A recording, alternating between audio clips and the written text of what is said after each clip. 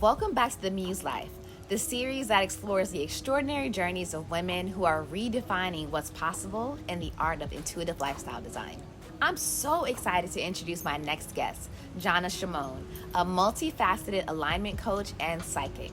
Her path is a beautiful blend of creativity and spirituality, a journey that started in her unconventional household in Hamburg, Germany. Guided by her two mothers, she was introduced to astrology and other spiritual tools at an early age, sparking a lifelong fascination with the mystical.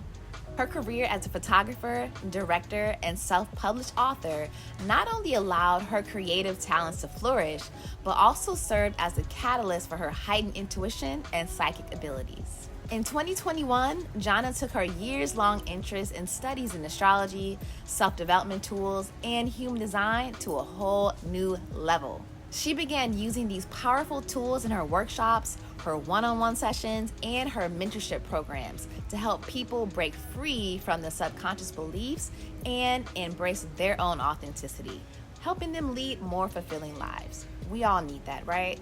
Yes.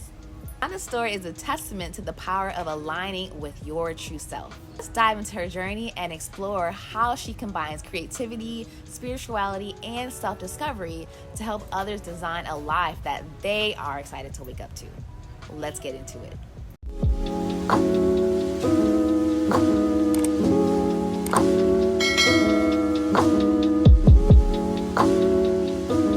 Welcome to episode 5 of the Muse Life, and today we are talking to Gianna, and we are learning more about her life in this series. You know, in this series we talk all about women who are creating their own life path, which may be something other than the norm.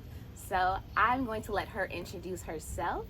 Welcome, and thank you today for coming. I really appreciate it. Thank you for having me. I'm super excited to talk about this because in general, every time I listen to another woman specifically talk about how they got where they got, it expanded me tremendously. So like that is definitely something that I love doing, since I am now actually do live my life in the way that I dreamed of for so many years. So I live in Bali now. I'm from Berlin, from Hamburg originally, but I lived in Berlin the last 12 years or so. I am also into human design and use also hypnotherapy. I do retreats. I have a retreat coming up in October in Egypt. And yeah, I just really followed urges and interests that I had, which were always in the realm of spirituality and self-development and psychology even, and just things that helped me to find out more about myself and who I really want to be. And then at some point I just realized that I actually want to dive deeper and help others do the same. So that's pretty much what I do now, and this is what makes it possible for me to live here. I love that. I think sometimes people go through different things in their lives that lead them to that point of wanting to know more about themselves, wanting to explore and research all these different modalities and spirituality. So did you have like a moment or a breaking point or a series of events that led you there? Yeah, absolutely. It was a very dramatic breakup in 2017. I was in a relationship. I used to be an artist manager, and I was in a relationship with one of my artists that I also managed. And it was a beautiful relationship for a pretty long time, but towards the end, not so much anymore. And it was very dramatic, and it just really shook me to my core. Like I really felt hopeless, helpless.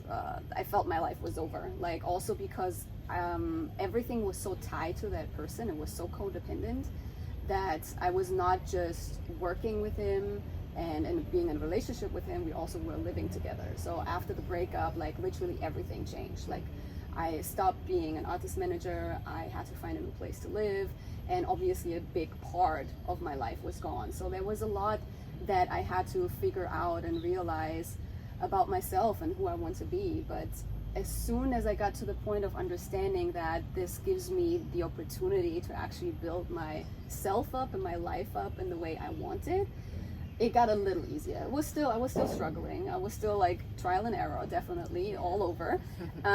But I would say this is the moment where I just, life just shook me to the core so much that it literally felt like I was broken down on the floor, and I was now able to put myself back together and, understand if I want to keep all of the pieces of myself that I used to, or do I want to exchange some with, I don't know, a part of a person that I saw that inspired me or whatever. And this is what I then started doing. I love that. Just, it's like you get to decide whether or not you want to keep all those pieces, or whether you want to exchange it or upgrade. And that's such a beautiful analogy. I love that. I'm gonna have to steal that. Credit you, of course. Oh, of course. But the fact that a relationship that ended led you there, like, I resonate with that so hard, because it was similar for me, like a relationship. It was a person that he was into these types of things, like not human design, but spirituality and just looking at different approaches to life. And at the time, I wasn't ready. And he was trying to like kind of force it on me. And I'm just like, no. But I had my own little breakdown. And then eventually the relationship ended.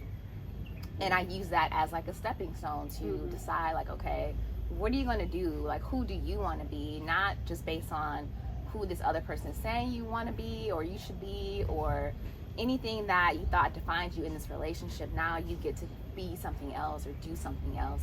And so I resonate with that. I think a lot of times we learn so much through relationships, and even if it doesn't end the way you want it to, like, there's still growth in that. Yeah, absolutely. I mean, this moment just taught me that I can always decide if I want to keep all of the pieces of me. Like, it doesn't have to be a break of some sort in my life, of like a breakup or losing a job or losing home or whatever. It doesn't always have to be something that shakes you first. You can always, every single morning, you can wake up and say, like, I don't want to do this anymore. I don't want to have this part of me anymore. And I think I needed that moment of it being so dramatic, because I was so lost in the way that I navigated my life, because this person was the center of my attention in my work, in my relationship, and I put myself literally backstage. And I'm a Leo. I need to be on stage. Oh, wow. So it was a lot, and life needed to shake me. It was my Saturn return year, so like it needed to happen in that way, because I was so blind to all of it. Even though my family, my friends were telling me, like, you lose yourself. Are you seeing this? I'm like, no, you tripping. I'm not losing myself, but I did. So life had to show me in that way, because I wasn't able to see it myself. Wow. So then once life showed you, you decided what you wanted to do with the pieces of you. Like, what was the next first step that you took? I mean, there was a lot of crying, there was a lot of purging, there was a lot of allowing myself to just feel it all, because I know this now in retrospect, that all of this had to do with my childhood wounds, and all of that is like going back to, the abandonment wound that I have from my father's side, which was just being played out through my partner in that time. But like in that time, I did not realize it, obviously. So it was a lot of just like letting things go, allowing myself to purge it, allowing myself to feel everything that I used to run from. And I just, a very dear friend of mine, she started, we used to work together in an agency before that, in an artist management agency, and she started a whole different journey. She went, I believe, to India for a year and just worked with a guru of some sorts, and just got into meditation, and she started a podcast herself and all of that. And then she started doing these little videos where she was guiding meditations, and she just asked me, do you want to join me? I asked like a bunch of friends, a bunch of women to just be there. And it was the first time in my life, 2017, where I really sat down and allowed myself to be still, like for an extended period of time. And I cried so much in that session, just because there was a lot of shame and guilt involved in that as well, just because I wanted to not ruin her take. you know, and I was just like, okay, you can't just like stand up and run from these feelings again right now, because it will ruin the take, it will ruin the video. So that came in, but then also, you know, the shame around crying, but then I was like, but that is better than just running out and leaving. So I just allowed myself for the first time really to feel it all. So that's why it had such an impact on me, that I started realizing that that might be, you know, part of my solution for the feelings that I had in that moment. So I started meditating, I started going into yoga sessions, and then I got deeper and deeper into spirituality. I grew up with astrology. Okay. My second mom, she's the best friend of my mother and helped my mom raise me. But she's like my second mom. She was or is very much into astrology and gave me a chart reading when I was like 8 or 10 or so for the first time. I love that. So that was always there. I always knew more than my sun sign about myself. But I got even deeper into it, just really understanding more and wanting to learn it by myself and not always needing to ask. And then more interest came in, more into like, I'm a manifesting generator. I just pivoted from things that lit me up. I allowed myself for a year to just chill and heal, and whatever comes to me, I allowed myself to check out if that's something that I'm interested in. So I got into hypnotherapy, I got into tarot reading, I got into just understanding the difference between the conscious and the subconscious mind, and did thousands of different courses and worked with mentors and all of that. So really, like, until 2019, so 2 good years, I just really allowed myself to heal with every modality that I could get my hands on that resonated with me. And so I tiptoed around all of these different modalities, and then eventually found out what works for me. And then as soon as I found human design, that was it. That was the moment where I was like, whoa.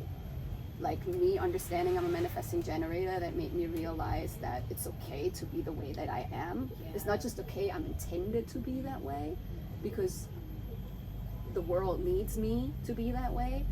That did so much for me, so much. So this is when I realized, I want to do more. Like, I want to work with that. Yeah. I think human design is so liberating. You know, it's like when I'm doing readings for people, I think that's the biggest thing that I always hear is like, there's nothing wrong with me. I'm like, no, exactly. You are supposed to be this way. Even these perceived flaws, like, that's who you are in the world. We need that. Like, we need people to be themselves, and it's one of those tools that it works with all the other things that we're doing, but it's just very affirming, and I love it for that. But one thing you said about in that, you know, in the meditation session with your friend, just allowing yourself, and after that as well, but just allowing yourself to just release those emotions. I think that's the thing people really struggle with, because in this world we're kind of taught emotions are negative. Don't cry, don't do this, and people are keeping all of that bottled up. And then we learn, you know, later on that emotions, they get stuck in the body and they become all of these different things. So I'm so glad to hear that you were able to like really learn how to release that. And I think that's something that more people need to hear about, you know, because I think people are becoming more open now. But before, I would say, like, because I grew up always like a sensitive child, crying and all that, and it's like, stop, don't cry, don't blah blah blah. And now I'm just like, you know, I be crying, like, and I feel free about it. But I don't think everyone is there yet. And I'm not saying we need to go around being an emotional wreck, but emotions always have to be released in some capacity. It's going to go somewhere. If you're not releasing this energy, it's going to go somewhere, and it can turn into something you don't want it to turn into. So yeah, absolutely. Yeah, I mean, I'm a crybaby. I'm a Cancer Venus. I cry all the time. Like, it was never like a problem for me to cry when I got emotional, but there were emotions and sensations and memories that I just didn't want to feel. And whenever they came up, I just pushed them aside. And I think that is exactly what it is that is one of the biggest problems that we have as humanity, you know, that everyone knows when I say that what I'm talking about, because we all do it. And obviously it's because of the conditioning of society, 100%. Like it goes down into the way we grew up, the way our parents raise us, then it goes into the school system, and then friends and all of that, and then at some point in business and in your career, right? And I think it's so easy, but it's so tough, right, to cry and allow yourself to feel it. It's just really, allowing yourself to go back to that moment when you were a child, when you just freely expressed what you were feeling.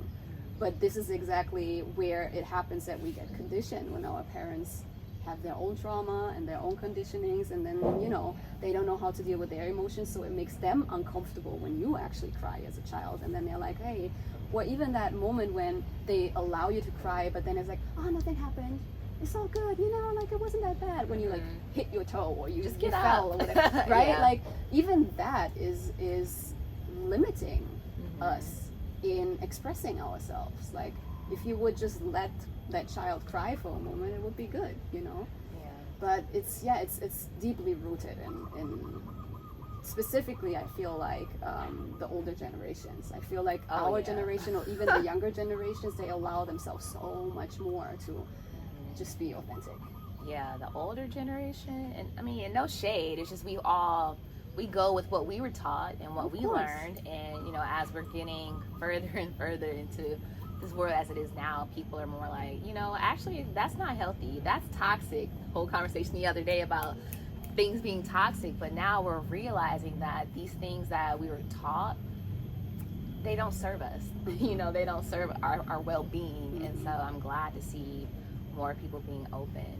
And you've mentioned like the childhood conditioning a lot. Like, do you work with that in your like hypnotherapy or any other of the services you offer? Yeah, that's exactly what I work with. I have like this mentorship program, which is several weeks. There are different options that you can choose from, and based on the human design of the person, I look into their conditionings, and then we use hypnotherapy to figure out the core wounds and what they are attached to.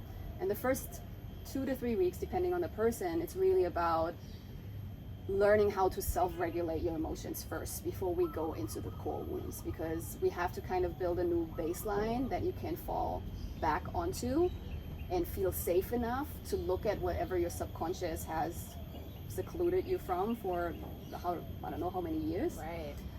You can so be going back years and years. Exactly. Of stuff you gotta uncover. Exactly. So you kind of have to find a new way of feeling safe enough, or making your subconscious believe that you're ready enough to look at whatever it is that is connected to their core wound. So these are like basically the first 2 to 3 weeks, and then we go into hypnotherapy recordings that help you to figure out the core wounds, and then we start working on them, and then eventually deprogram them also with hypnotherapy. Yeah. I've been getting more into hypnotherapy over the past year, just with like guided meditations and taking a course with Marissa Peer, and I'm just so intrigued by it. And even with just those sessions and what I've been learning, I can see like I feel shifts within myself. So the fact that you offer that, and I think that's really amazing, because a lot of times people think hypnotherapy, they think like old movies of like people being told to bark like a dog and all that, but no, 100%. It's 100% legit and so helpful. Like I've even experienced it, so I love that you do that. Yeah. So what about like your own, like what are some of your personal practices that keep you in balance, especially if being in a place that is not your native home, and being in these different surroundings, and also just adjusting? Like what are some of the things that you do to keep yourself sane? Yeah. I think the most important thing that helps me to just feel regulated, most parts, is a morning routine. Like I have a morning routine where I either have a hypnotherapy recording, either one of my own or some others that I purchased or whatever, or a meditation, and then some movement, yoga, a little bit of a workout, and then I try to also add a bit of dancing to it, just because it's the easiest way for me to be in a good mood. I love dancing. I love, moving my body to music, specifically music that I have like connected somehow emotionally, which is usually 80s music.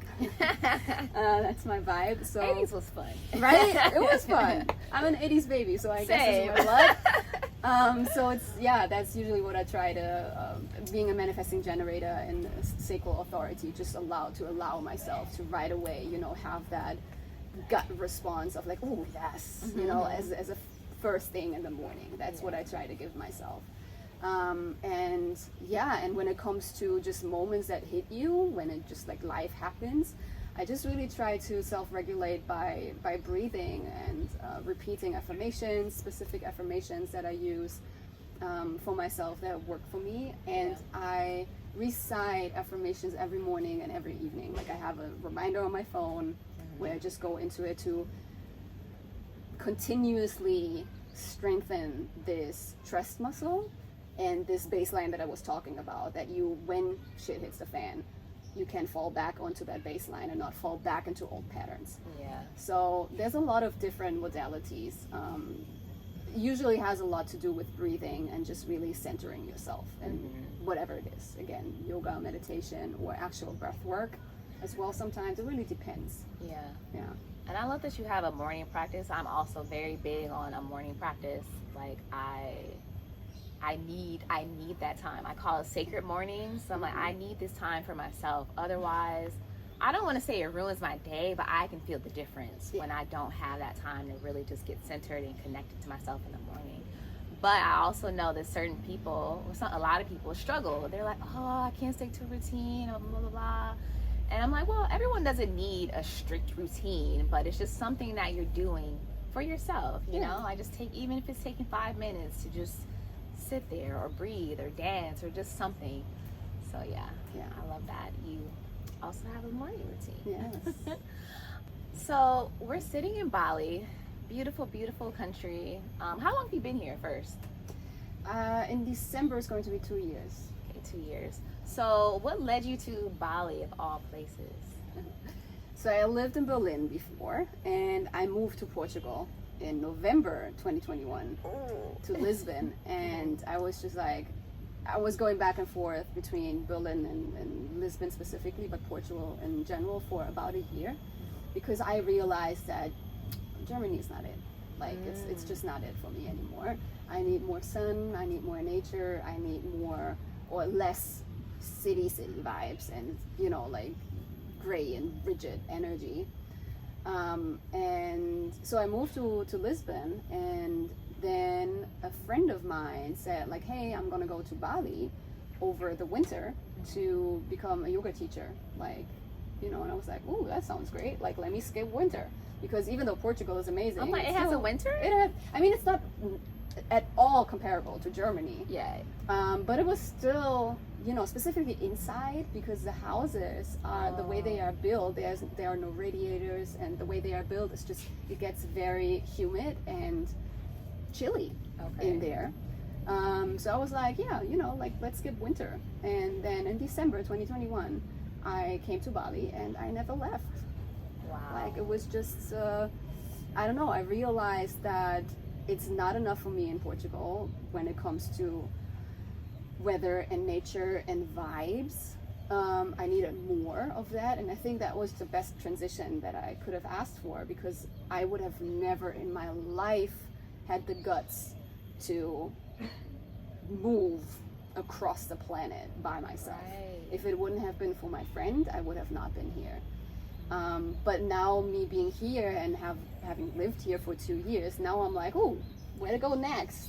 I'm not quite done yet with Bali, but I can see myself living somewhere else as well. But now this fear is gone of like just doing it, and allowing yourself to do it. And I think that is one of the biggest things that I also learned from building this new baseline for myself, of just continuously allowing myself to stretch myself a little bit more into areas that are uncomfortable, because that just shows me that I got this. Even if it doesn't work out the way I want to, I have my tools. I know what to do. I will figure it out in that moment. I don't have to have a plan. The only thing that I need to know is the first step of my plan. And then I will figure out the second one when I actually walk the first one. That's what I realized. And I think that is also one of the biggest things that people struggle with, and me included, for so many years, and still sometimes, that we kind of have the feeling we need to have everything figured out before we even take the first step. But that's just not how life works. It's not, because you can have a whole plan and then you take the first step and everything gets messed up. You have to then, course correct. But people get so caught up in these plans and just thinking they need to know that it holds them back and they stay stuck in this holding pattern. So yeah, that's huge. But I love that what you said about just continuing to stretch yourself, like expanding, like the more you get over that fear of taking a step, then you just continue expanding from there. And I love that. I think that's a really important message for people. Like and I don't want to say like you're not just being reckless, but just giving yourself the space and just taking a little hit of bravery to take that first step and then see what unfolds from there. Yeah, because you never know. Absolutely. And you can always go back if it is about moving somewhere else. Like, it's not like you can't go back. It's a lot of, I don't know, fear of failure and how do people see me, and when I come back, like, I failed. No, you didn't. Right. You were brave and you went somewhere that other people were afraid to go. Exactly. That's how I view things too, because people be like, oh my God, you're so brave, I can't believe it. And I'm like, because I don't view anything as permanent. I'm just like, I mean, there's certain things that are permanent, but a lot of things in life that people are afraid of are actually not permanent. And so I always be like, I can go back. Like I did leave LA and then went back, like, and then I left again. It's like, because I have more of I don't have fears around that.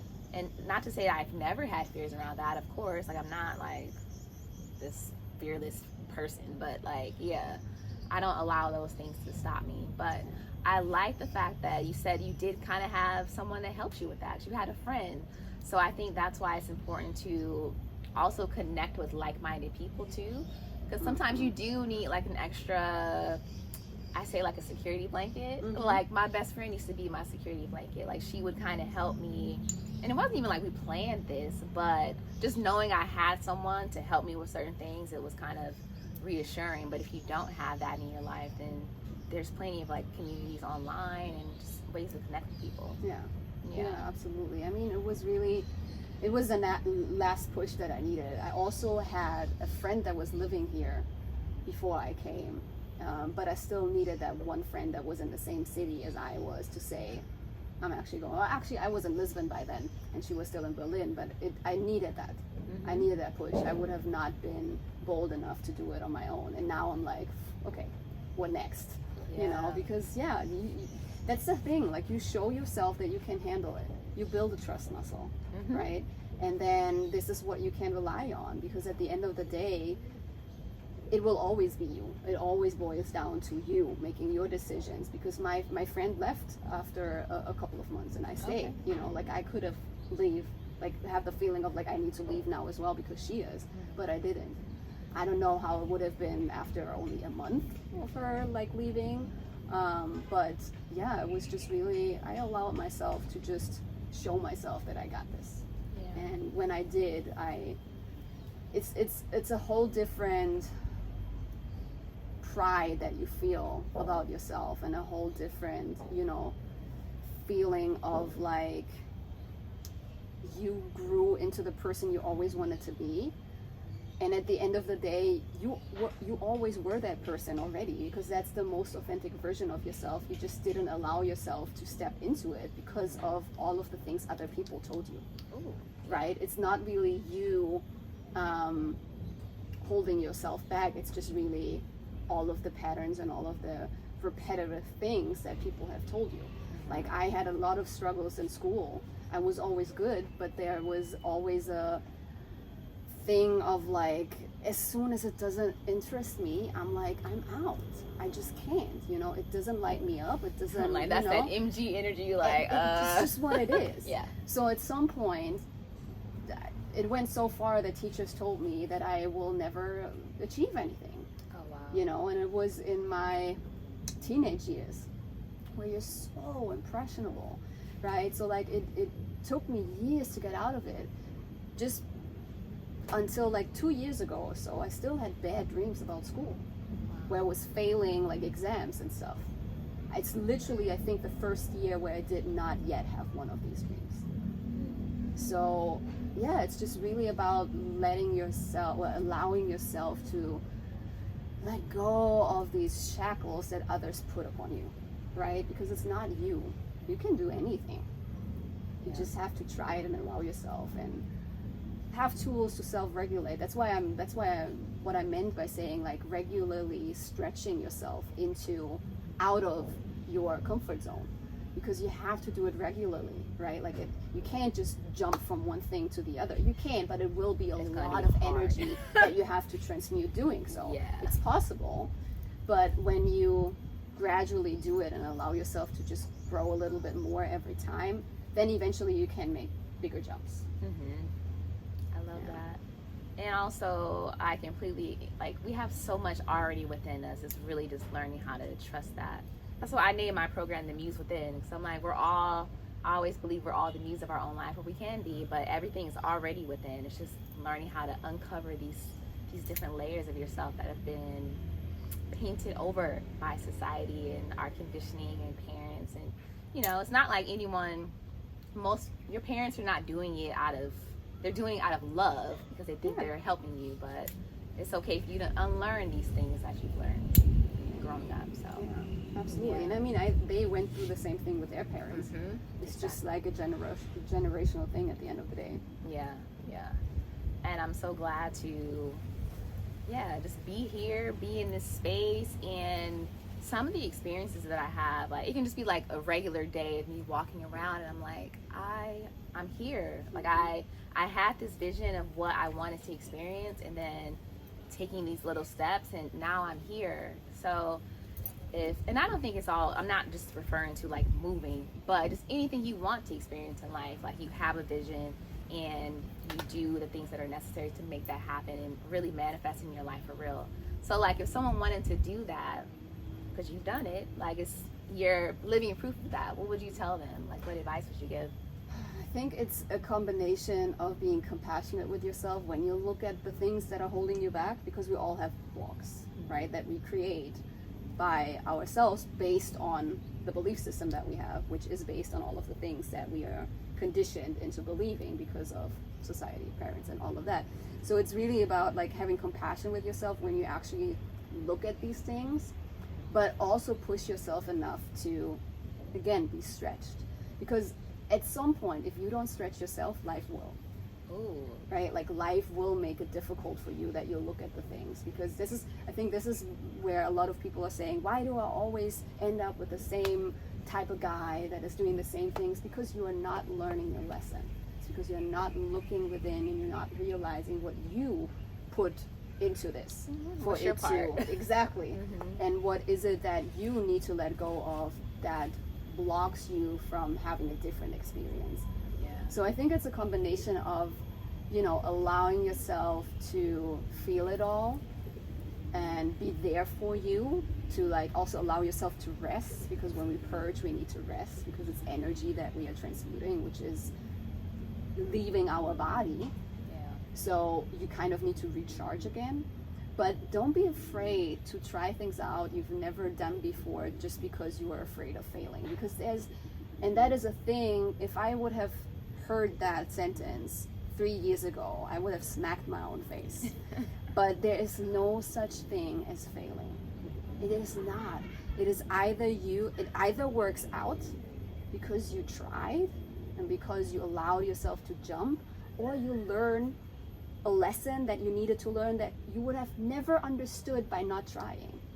Sometimes we need to try to realize something. Sometimes we need to go and get burned again and walk through the fire again. Sometimes we need to have another round of a bad relationship or a bad job or whatever to really get the lesson. And that's okay, because that is what life is about. We're here to learn. Exactly. So don't be afraid to try, and don't be afraid to go out there, because you will always win. It's either you win awareness, or it actually works out the way you wanted it to. There's always a lesson in every single thing. It's that change of perspective is so key. It's just really moving out of this victim mentality and thinking everything happens to you, when it actually everything happens for you and through you. you are able to co-create with life, right? Like you are able to put something in there that is based on your uniqueness, like who you are. There's no one else that is you, right? Like there will always be the opportunity for you to create something that only you can do. And it's just you just have to allow yourself to uncover this. And that's one of the reasons why I love human design. I mean, there's so many different ways. That's just one tool. But I think people getting to know yourself, all parts of yourself, not just the nice gifts, the beautiful things. I mean, everything's beautiful, but even looking at the challenging aspects of yourself, like it's all of it is necessary. Yeah, so it's very important. Absolutely. Yeah, I mean, again, human design changed my life. It really did. When I found out about the system and understood what my energy entails, everything made sense. Which does not mean right away I was that person and right away I was embodying my manifesting generator energy. Like I had to stretch myself gradually to get into it and move through it. But like just the awareness of understanding that, again, it's not just okay that I am the way I am intended to be that way. I'm specifically designed to be that way because I am necessary here. That's why I'm here. And that was a whole perspective shift of on a level that I can't even put into words. Like it literally was in that moment, like I saw life differently. And yeah, I mean, this is why I decided that I want to learn and help others to realize, you know, what power they hold by understanding how the energy works. Yeah. So much power.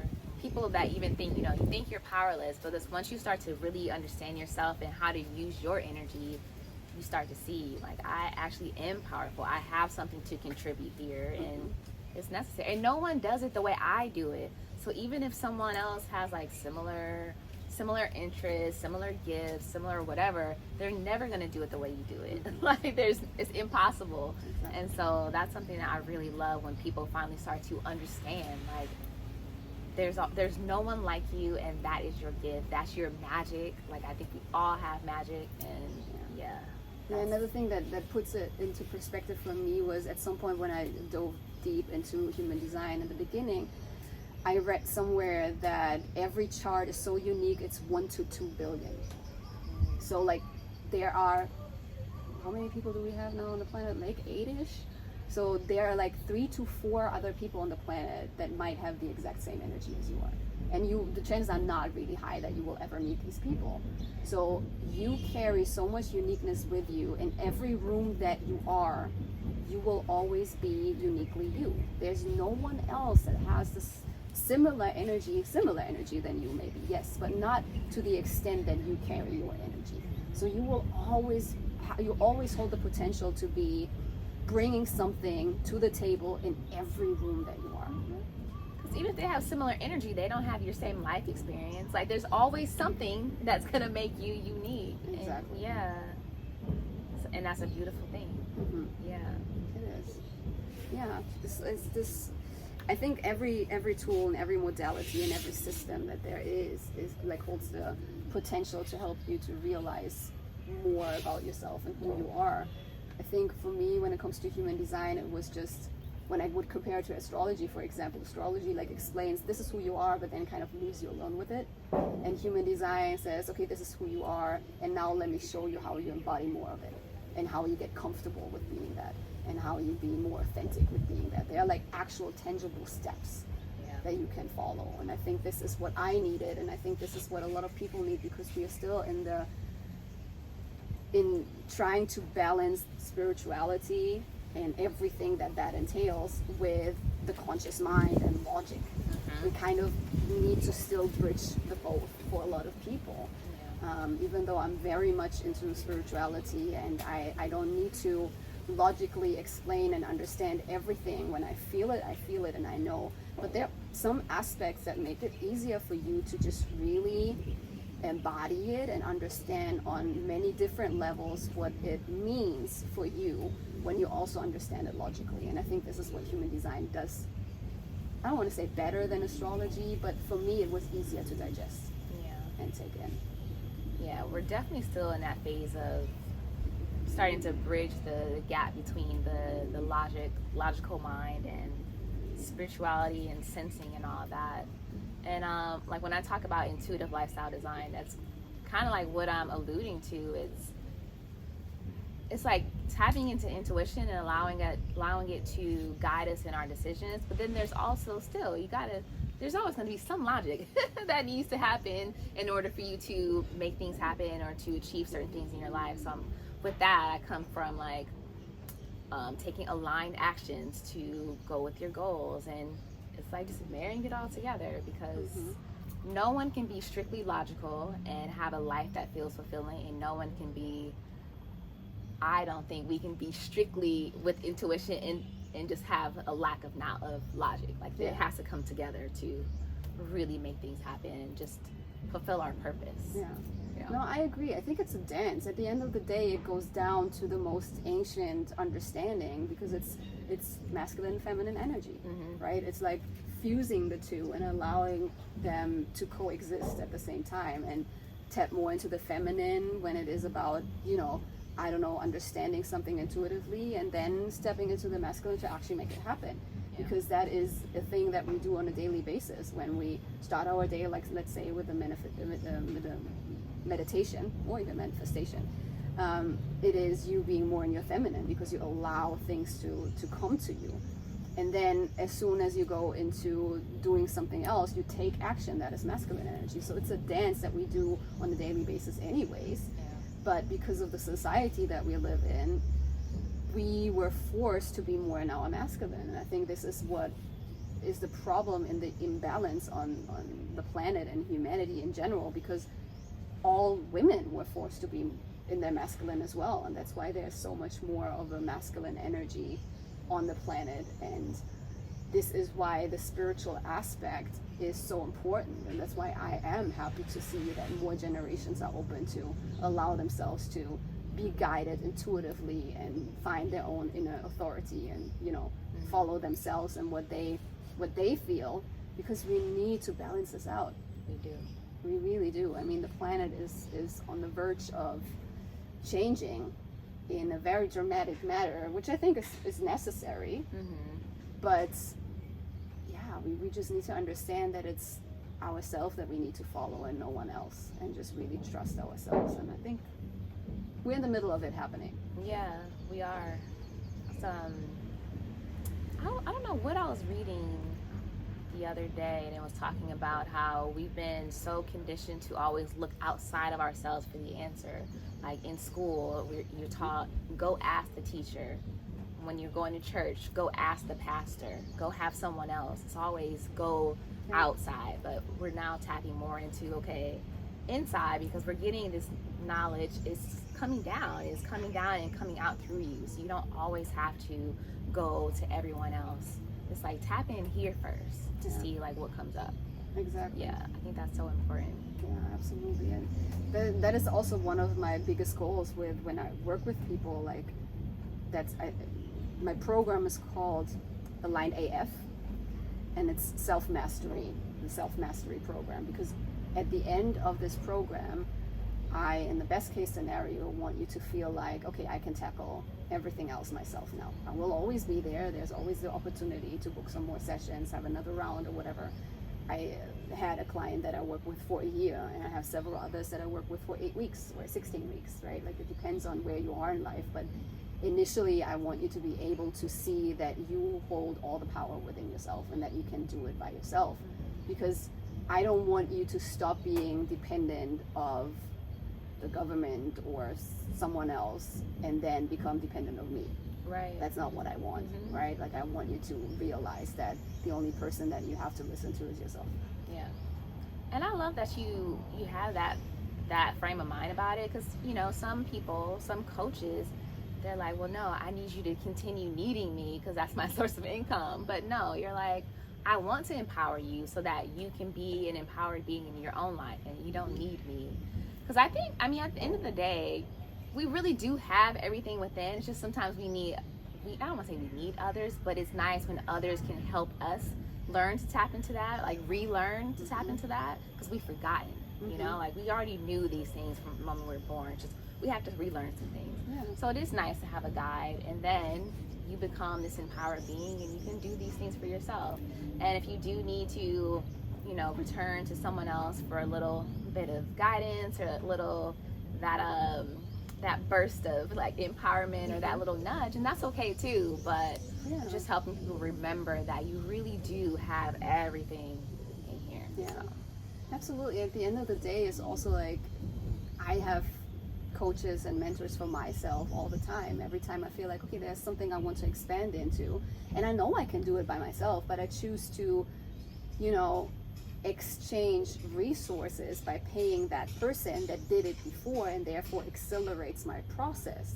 And I choose to do it in that way, instead of saying like, okay, I'm going to do it myself and maybe take twice as long, which is okay too, which I also do all the time with specific other things. But sometimes I just feel like, no, actually, you know, I'm ready to do it in a faster pace. Yeah. So I think that is a whole different way of looking at it. And when you mentioned that you're glad to hear that this is how I see it, in the sense of other coaches potentially, you know, putting it out there that they are needed for the rest of the life of their clients. Just because you need me, I will guide you. There's definitely something I had to work through that was connected to the fear of my income, my survival. Absolutely, that was a moment that I had to work through 100%. But at the end of the day, I just really had to check myself and be like, well, but is that really what your soul wants? Is that really what your soul believes in? Or is that your ego? And I realized, obviously, that it was my ego. So it was a moment, it was a week or so that I like consciously moved through it when it came up for me. And then I was like, no, I'm not going to give in to fear, because that is exactly the opposite of what I'm trying to teach, right? But yeah, it's like I really believe in this concept of guiding someone for a specific period of time and then allowing them to continue the work by themselves. That's why in my program, the people get the tools and take them with them, like their recordings, these hypnotherapy recordings that they get, and they can keep them to continuously do that. So whenever there's a new level up in life, they can go into the whole process again that I taught them. Yeah. And when then they realize, oh, it's too much to handle by myself, I'm still going to be there, right? But I kind of initially want them to realize that they don't need anybody else. I love that. So with that, I will end it there. But if you want to tell everyone how they can find you, how they can connect with you, your program sounds amazing. Yeah, just the way you have everything structured, and the idea of being, you know, at the end, your self-mastery, like that whole concept is just something that we all need. Yes. Yeah. Well, thank you again for having me. I always love to talk about these things, so it's always fun for me. And you can find me on Instagram. I have a website, on TikTok, pretty much everywhere you find me under Gianna_Shamone, GIANNA_SHAMONE. And when it comes to the website, it's Gianna Shamone without the underscore.com. But Instagram is probably the easiest way to get in contact with me and find everything that I offer, and DMs are open too. Right. And of course, I will link everything in the description. But thank you so much again. And if you guys like this conversation, if it resonated with you, make sure you like this video, share it with a friend, and subscribe to my channel for empowering interviews, conversations with other women in the future. And that's it for today. So goodbye. Bye.